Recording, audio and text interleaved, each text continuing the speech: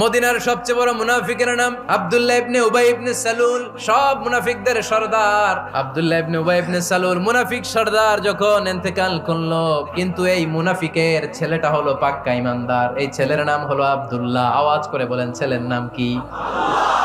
সাইয়েদনা আব্দুল্লাহ রাদিয়াল্লাহু তাআলা আনহু বিশ্বনবীর কাছে এসে চোখের পানি ছেড়ে ডেকে বলে, নবী আপনিও জানেন আমিও জানি, মদিনার সবাই জানে আমার আব্বা মুনাফিকদের সরদার, কিন্তু আমার মন তো মানে না, আমার তো পিতা। নবী আপনার দরবারে কিছু আমি চাই না, আপনার গায়ের একটা জামা দেন, আপনার জামাটা পরিয়ে আমার বাবারে দাফন দিব। এর উসিলায় যদি আমার আব্বারে আল্লাহ মাফ করে দেয়, দয়ার নবী মায়ের নবী জামা খুলে দিয়ে দিলেন। পড়েন সুবহানাল্লাহ।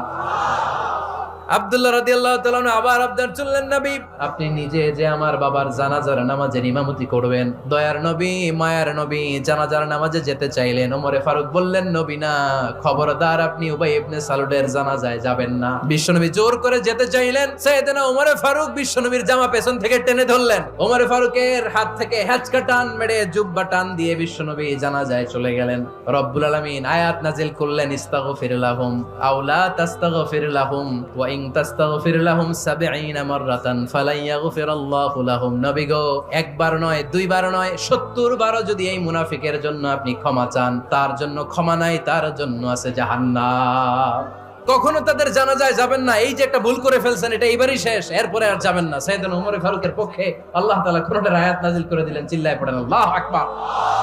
এভাবে 22টা জায়গায় ওমরে ফারুক যা বলেছে এটা নিয়ে একটা আলাদা আলোচনা হইতে হবে। 22টা আয়াতে আল্লাহ তাআলা বিশ্বনবীর পক্ষে কোরআনের আয়াত নাযিল না করে সাইয়েদনা ওমরে ফারুকের পক্ষে আয়াত নাযিল করেছেন। চিল্লায় পড়েন সুবহানাল্লাহ।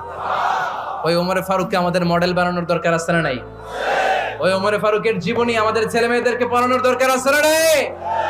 আমাদের ভবিষ্যৎ প্রজন্ম এগুলো জানে না। ওরা সালমান খান দেখে বড় হয়, ওরা শাহরুখ খান দেখে বড় হয়, ওরা ঋত্বিক রোশনকে দেখে বড় হয়। ওরা মনে করে যে এরাই বড় সুপার হিরো।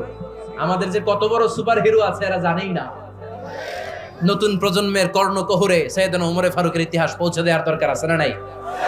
বিশ্বনবী বলতেন, ইন্নালি কুল্লি উম্মাতিন মুহাদ্দাস। সব উম্মতের মধ্যে, সব নবীর উম্মতের মধ্য থেকে একজন করে আল্লাহ তাকে মুহাদ্দিস বানাতো। মুহাদ্দিস না, মুহাদ্দাস। মুহাদ্দাস মানে এমন লোক যিনি যা ভাবতো ওই ভাবনাটাই আল্লাহ আয়াত হিসেবে নাজিল করে দিতেন।